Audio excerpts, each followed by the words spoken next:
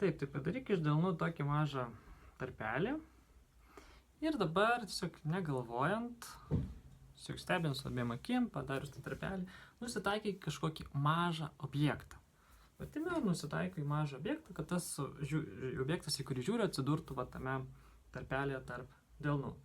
Ir dabar užmerk vieną akį, užmerk kitą akį, nejudinant rankų, judinant galvos.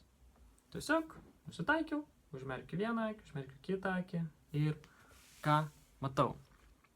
Tai kas turėtų matytis, jog užmerkus vieną akį arba kitą akį, kažkurio momentu objektas yra tiesiai tame mūsų tarpelyje, kitu atveju objektas pradingsta, pasislenka. Ir ką tai parodo? Ta akis, kuri mato per tą tarpelį, kai jūs žiūrim, jinai yra dominuojanti akis. O kita akis, kuri nemato, nuo kurios objektas pabėga, jinai yra nedominuojanti akis. Ką tai parodo?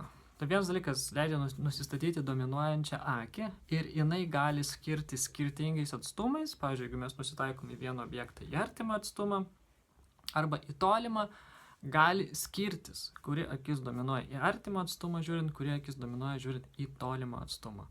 Gali būti ir ta pati akis. Tai tiesiog paeksperimentuoti skirtingais atstumais ir pažiūrėti, ar skiriasi dominuojanti akis skirtingais atstumais, ar visada išlieka ta pati. Gerai, sužinojom, kurie akis yra dominuojanti, kas iš to. Tai jeigu regėjimas yra geras, nėra jokio diskomforto, jokio maudimo, tai nieko daryti nereikia. Bet ypač jeigu yra kažkokia įtampa akise, yra tam tikri regėjimo sutrikimai ir ypatingai jeigu skiriasi laipsnis, skiriasi dioptrijos, arba viena akis yra gerai matanti, o kita tik tai turi problemų tam tikrų. Vadinasi, yra disbalansas tarp abiejų akių. Tai vienas dalykas, žinom, jau yra disbalansuotas žiūrėjimas ir ką reiktų padaryti, subalansuoti abiejų akių bendradarbiavimą. Ir čia jau atsiveria įvairios galimos praktikos, kaip tai padaryti, kad subalansuotume abi akis ir tą dominavimą bent jau kažkiek sumažintume. Visiškai galbūt jo ir nepanaikinsim, ne tame yra tikslas. Tikslas yra subalansuoti darbą, nes viena persistengia, kita yra mažiau naudojama. Tai tikslas yra naudoti abi vienodai, tolygiai. Ir tada akis labiau atsipalaiduoja, dingsta maudimas akise ir galbūt net galvos skausmai, nes vėlgi abiejų akių disbalansas yra abiejų smegenų pusrutulių disbalansas, nes kiekviena akis, matymas, suvokimas, žiūrėjimas yra atsakingas pakaitomis.